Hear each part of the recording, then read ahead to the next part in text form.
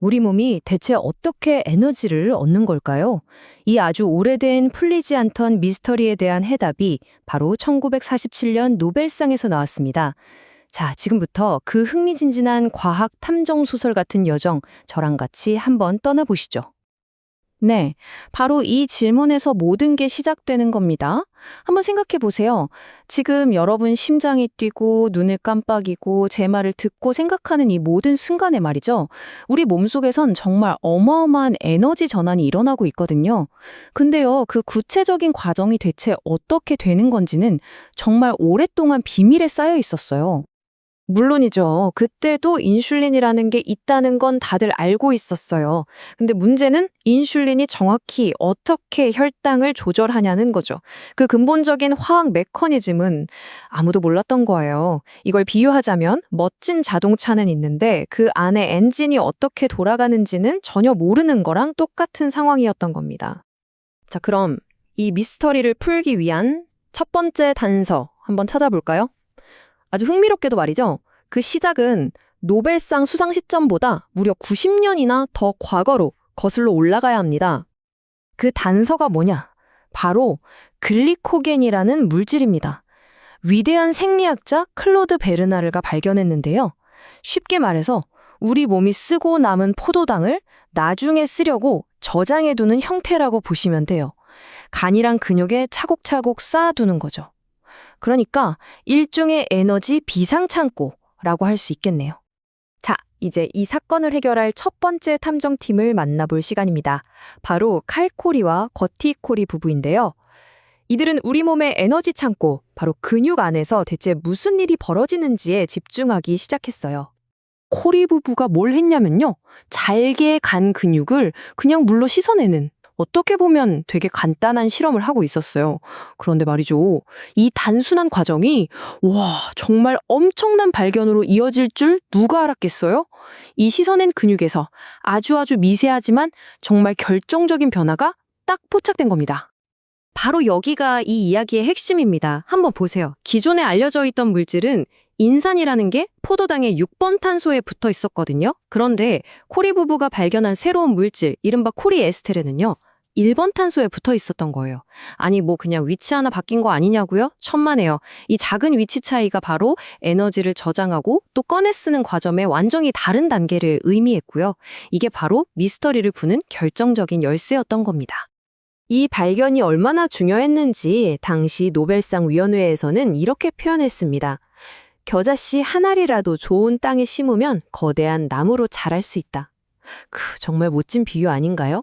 정말 작아 보이는 발견이었지만 이게 바로 생화학이라는 거대한 나무로 성장할 씨앗이 된 거죠. 근데 코리 부부는 여기서 멈추지 않았어요.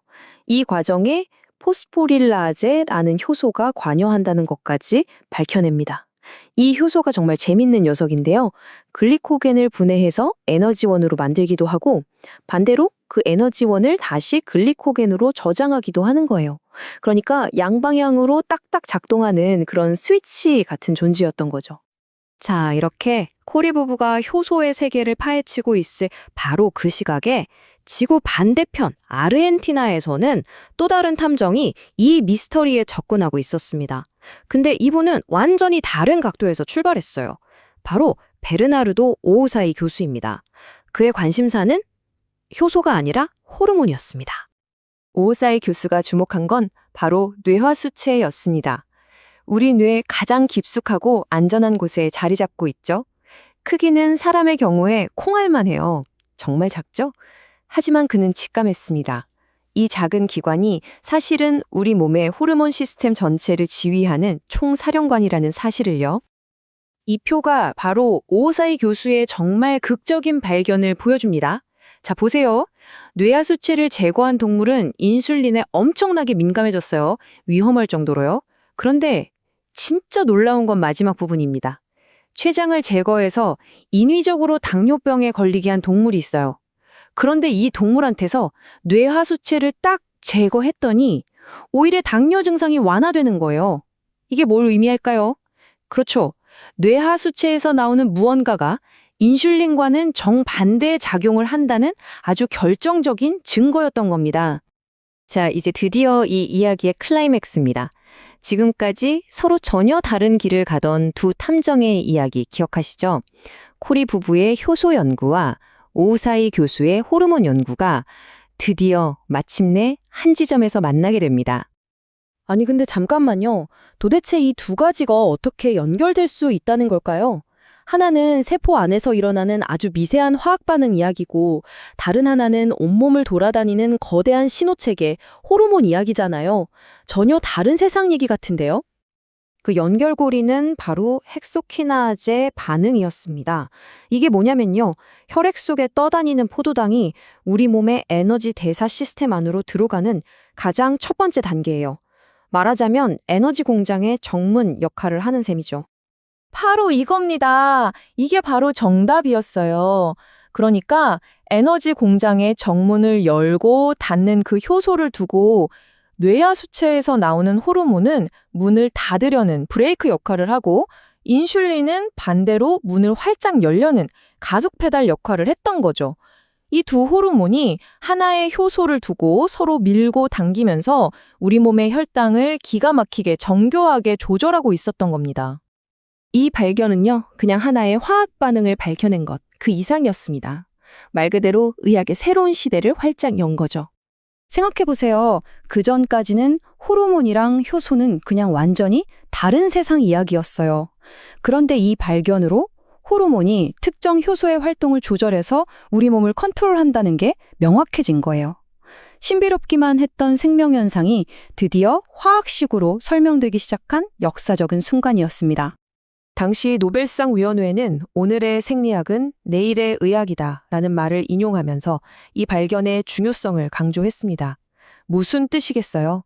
지금은 순수해 보이는 이런 기초 과학 연구가 바로 미래의 인류의 병을 고치는 의학 기술로 이어진다는 거죠.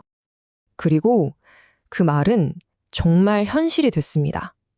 수십 년이 지난 지금 우리가 당뇨병을 이해하고 치료하는 그 모든 현대적인 방법들이요, 사실은 바로 이 발견이라는 초석 위에 세워진 겁니다. 어쩌면 이분들의 연구가 없었더라면 오늘날의 당뇨병 치료는 불가능했을지도 몰라요. 1947년에 심어진 그 작은 겨자씨 한 알이 이렇게 거대한 나무가 된 것처럼 지금 이 순간에도 과학자들이 심고 있는 작은 씨앗들은 과연 어떤 놀라운 미래를 우리에게 보여줄까요? 우리 몸속에는 아직도 우리가 풀어야 할 무수히 많은 비밀들이 잠들어 있습니다.